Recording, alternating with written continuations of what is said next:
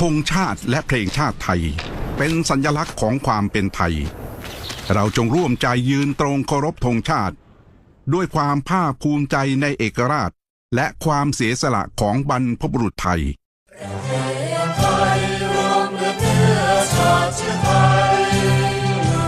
เป็นประชารัฐผ้าไทยของไทยทุกส่วนอยู่ดำรงคงไว้ได้ทั้งมวลด้วยเธอล้วนโอยรักสมัครไทยที่รักสงบ